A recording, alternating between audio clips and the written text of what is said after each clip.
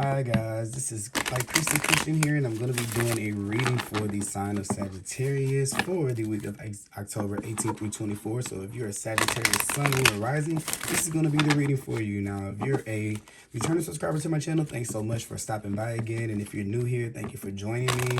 If you want to subscribe, go ahead and click that red subscribe button. And if anyone wants notifications, once you're subscribed, click on that bell icon. Now, keep in mind that our readings can't possibly fit for every single Sagittarius, so take what resonates and leave behind what does not. Also, you can check out your moon sign video and your rising sign video to kind of give you a more comprehensive message to use in totality. Okay, today I'm using the Rider-Waite tarot, and let's see what we have here. Let's shuffle the cards for Sag. What's going on for Sag? October 18th through 24, and I hope you guys are all doing good out there.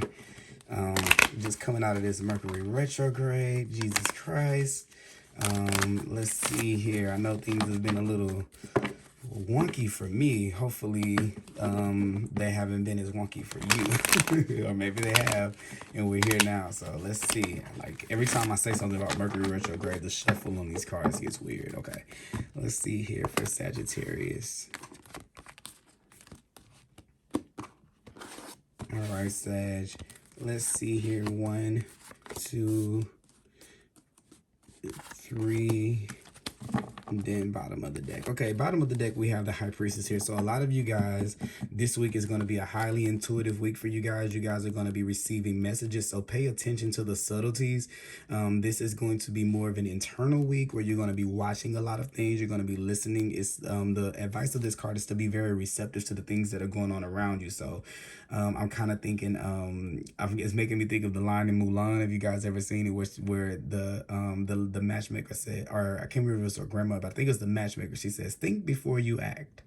It's just funny because Mulan tried to write the notes under her sleeve, and she wrote "Think before you snack." So that's what she recited back. It was funny. I know that's goofy, but kind of like one of those things I'm kind of getting, kind of like even like the matchmaker. She tried to get her to act with dignity.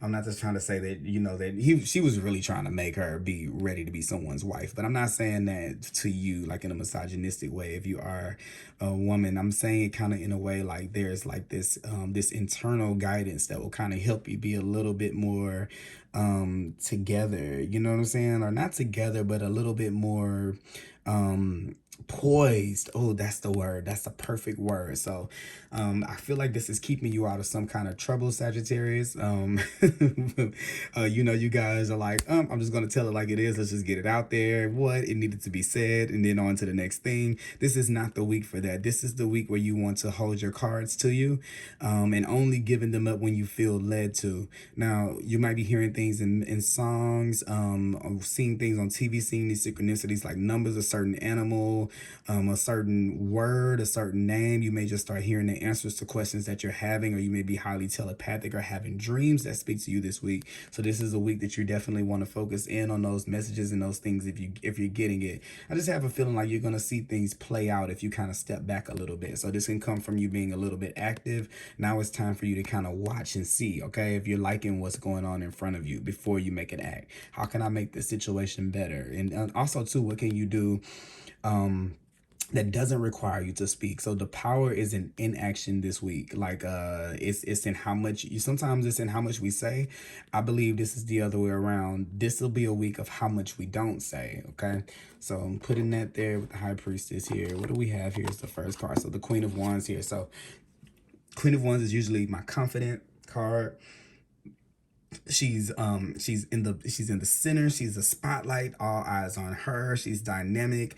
She's showing her best skills. I don't know why, for whatever reason. I'm not trying to tell you to hide yourself. I just think that there is something about caution this week. There's this theme about caution for you this week, where it's going to be to kind of step back to see the bigger picture. And I think that that's what's going to really put you in power this week. And I'm saying that because, Sag, I think that usually with the Queen of Wands, it's a fire sign kind of card, which would kind of represent represent, I would say, you know, usually I think they associate these with particular signs, but I do it just for the element. So it's kind of like I'm feeling like this is you, your normal you, when you're just in power. This is kind of saying that this week it might be a little bit against the grain of how you normally are, because it's waiting on, it's letting someone else maybe take the lead. I'm kind of getting a feeling of that. You know what's kind of funny here? I'm getting this feeling here for you, Sag, that it's fun. It's like letting someone else take the lead is going to be a superpower for you this week. Not because I'm not necessarily saying that they're a better leader. I don't even know if it's about that, about them being a better or worse leader, but it may just simply be as you take stuff off of your plate, because you allow somebody else to take on more responsibilities or more of the duties, because they're better. They might even be better fit. You might be admitting that to yourself and watching, like, you know what? I shouldn't just keep this responsibility at this job anymore, because this person's better suited. Or if you're in a relationship, you can be like, well, you know what? They're better suited for this. They like it more. They're into it more. Maybe I like this more. And it gives you your time, or it gives them their time. So it's something that you're kind of evaluating here, that I kind of feel like, not saying you're losing a role or something like that, but it could be stepping back from a role. I kind of see that too.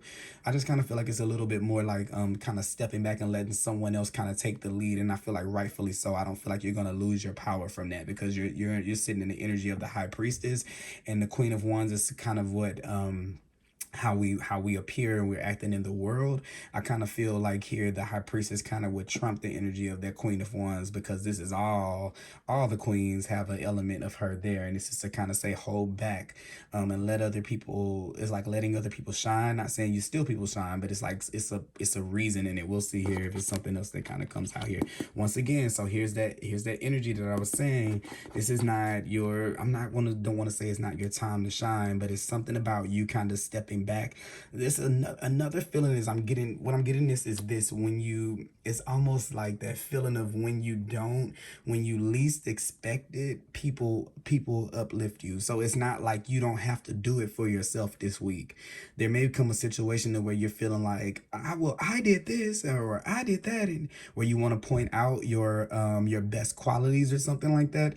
Wait around just a little bit. I have a funny feeling that the universe is going to have a way of exalting you, because you didn't do it to yourself, and you didn't fight. Because what it's saying is, it's not a battle of if the person is seeing you or not. It's not about them acknowledging you or not. It's about you acknowledging yourself. And if you believe it to be true within yourself, then it doesn't need like the external kind of validation. Not saying you're seeking validation in that kind of way, but we all feel like it comes from the outside, and it really comes from us. So sometimes that's silent. Sometimes you don't hear it. Sometimes it's hidden from us. What we really, is hidden from, it's hidden for us if it's true or not, because it's within us to kind of have that figured out. That's something that's like an internal thing. Something's going on behind this curtain back here. It's for us. It's not for everybody to understand, but the right people will, which is like a code, which is the secret society, like the things that are in the undercurrent. The right people see the right things, even if you think that they don't, and the right people will hold you up. All right. So you got the star in the, like, to not saying to not shine, but kind of giving that kind of thing right here. And then, yeah, so look here. So look, this is the avoid, like everything is coming out in reverse in this deck, but this right here is showing what I was talking about, the avoiding something. So by you allowing yourself to kind of step back from something this week, and let somebody else assume that role of power or something like that, because it could have been something that we're in competition with, or we're kind of not saying necessarily in competition with, but we've been kind of pushing against, that isn't kind of fitting. And here's this Five of Wands in reverse, kind of releasing us from whatever this kind of confusion might have been. So please step back from, examine the places that you feel like you may be having a power struggle in your external world, and try to see what ways you can take the step back and I'm not going to say let the other person think they won, but let the other person think they won. Okay, that's kind of like the advice I would have here. We're gonna pull from the Angel Guide Oracle here, Sag. Let's see, Angel Guide Oracle for my Sag is here. Let's see what the angels have for you guys. All right, we got. Oh, there's too many cards actually. I'm gonna pull again. Let's see. Give me. Okay, is that too many cards again? We'll keep this one. And you know what? I will, let's see, let's do 2. Okay. There. Jesus. Okay. All right, so we have here, okay, so signs and reminders here. So you have, this is kind of what I was saying here with the high priestess. You're going to be receiving a lot of different symbol signs. Like make sure you're looking out for any birds, animals, clouds, rainbows, dreams, things you're hearing in songs. Those things are going to be coming up here with the high priestess here. And then you also have this sacred plan here. So here is where you're kind of getting this security, I think, of being able to kind of step out of this, because if for some of you, I kind of just get this feeling like, well, if I step back from this, then I'm giving up my, it's like you feel like you're giving up something by, I feel like you feel like by stepping back from something, you're giving up something. That's not the case here this week. It's saying that it's divinely guided. It's all a part of a plan for you.